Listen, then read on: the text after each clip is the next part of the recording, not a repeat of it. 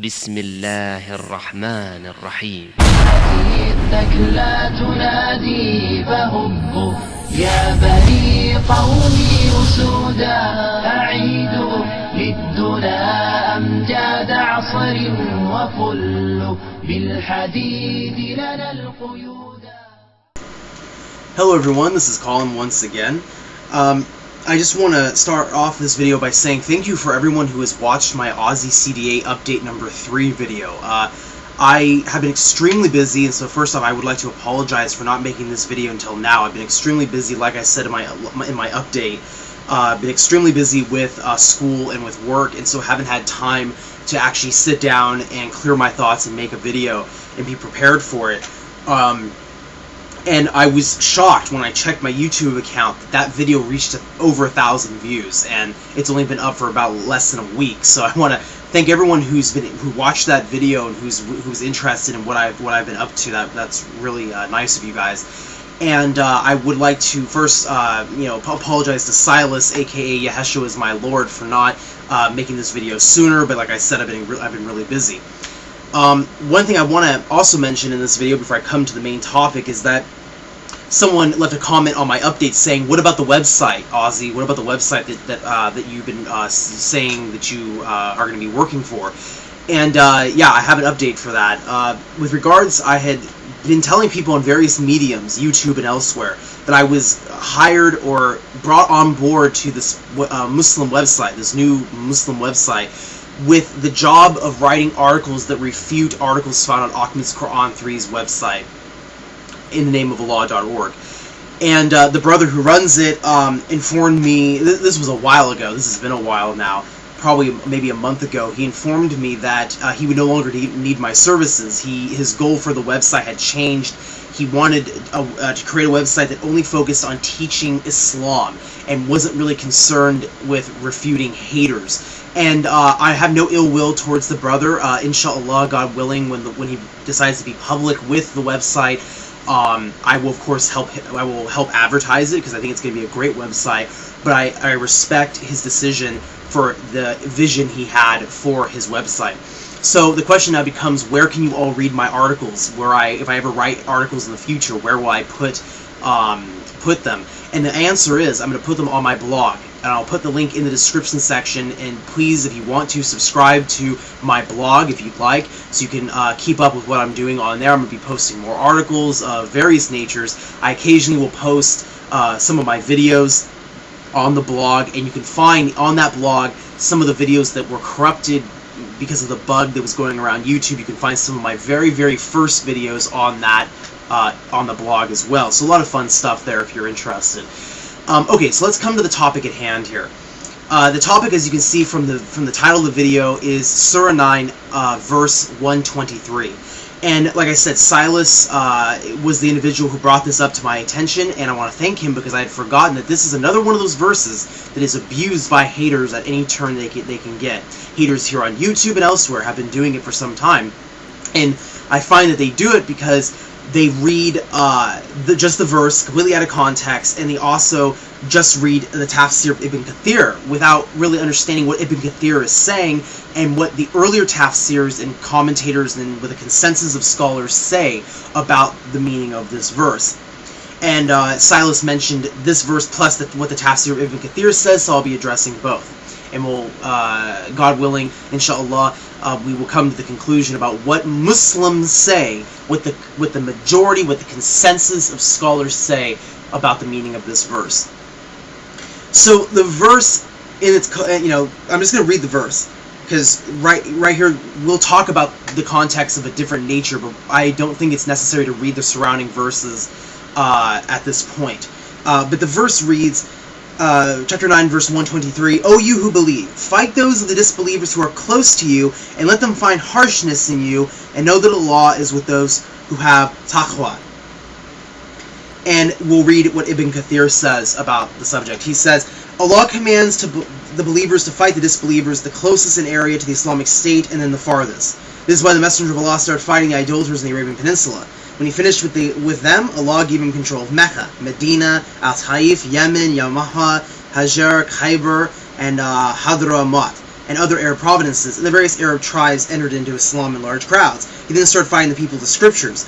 He began preparations to fight the Romans, who were the closest to the area of the Arabian Peninsula, and as such had the most right to be called to Islam, especially since they were from the people of the scriptures.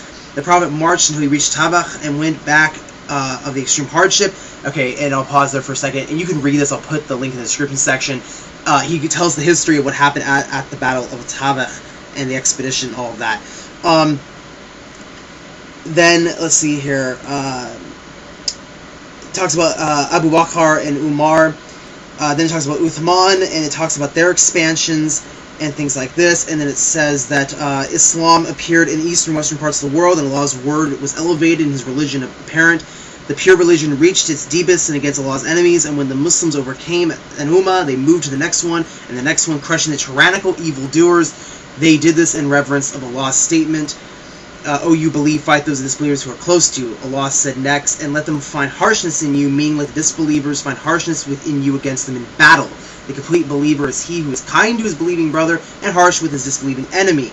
Allah said in the other ayah, Allah will bring a people whom he will love, and they will love him, humble towards the believers and stern towards the disbelievers, chapter 5, verse 54, etc., etc., etc. He gives other examples. He talks about the 3 blessed generations of Islam, and then he basically kind of brings up the history of the Islamic State up to that very point. And so, what I want to point out here is I'm not discrediting anything Ibn Kathir says. From Ibn Kathir's perspective, he did his tafsir, I believe, in the 13th century. His tafsir, if you notice, a lot of these things are from his own perspective. Nowhere does he provide any hadith to what the companions or the 3 first generations or the Prophet himself actually, whether they really did invoke these verses or not. I'm not saying that Ibn Kathir is incorrect. What I'm saying is that he does not quote any hadith to tell us that this is really the attitude, this is really the motive for the early Muslims and their expansions. But we do have other tafsirs that mention hadiths and are directly from companions who base their tafsirs off the direct words of the Prophet. If you go to the tafsir of Ibn Abbas, which I'll put in the description section, the tafsir of Ibn Abbas says, "O you who believe in Muhammad, peace be upon him, and in the Quran, fight those of the disbelievers who are near to you," meaning the Bani Qareza, the Bani Nadar, Fadaq, and Khaybar, "and let them find harshness in you, toughness from you. And know, O believers, that Allah is with those who will keep their duty unto him. Allah helps the believers, Muhammad, peace be upon him, and his companions, by making them victorious over their enemies." So Ibn Abbas gives us a list. He actually gives us a list of who are these disbelievers. He gives a list, and all these people have in common are they were aggressing enemies towards the Muslims. If you look at the history of these various groups that I just listed, you can see them in the link. These people had in common is that they were all aggressors against the Muslims. They broke their treaties and they fought and helped others fight against the Muslims. With the commentary by Abdullah Yusuf Ali, I can summarize. You can see it. I have it on the screen there. The meaning of the Holy Quran by Abdullah Yusuf Ali. His commentary is that when the Muslims are surrounded by a whole bunch of enemies, they have a right to fight and to be stern with their enemies. And he is very evident when he says when they are surrounded by enemies.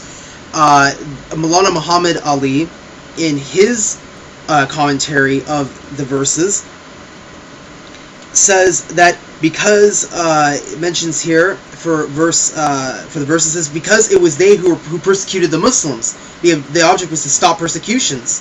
So do not yield at this goal. So that's what Maulana Muhammad Ali says, and his commentary, his tafsir, was the basis of which Pichtal and Abdullah Yusuf Ali and other later more common commentators, modern commentators, excuse me, a lot of them based their translation and commentary off of his. Muhammad Asad and his tafsir, and this is why I said to Silas that basically my conclusion in this video is what I've said in my past videos about Surah 9, which please check those if you haven't already, is that the way, according to the tafsir of Muhammad Asad, and he's quoting the highest authority, the consensus of scholars, to look at any subject matter in the Quran, you have to look at the entire Quran. It's the tafsir of the Quran upon itself, which is the highest level of tafsir in the sciences of the Quran, of understanding the Quran, and understanding how Muslims view the Quran. And you cannot take one fighting verse and divorce it from the rest of the fighting verses. You have to look at what the verses are saying at a consensus. And he mentions in his Tafsir, quoting many scholars, and his bibliography of what he used for his commentary is very extensive, the highest level of scholarship, Tafsir of Ibn Abbas, Tafsir of Ibn Tabari, etc.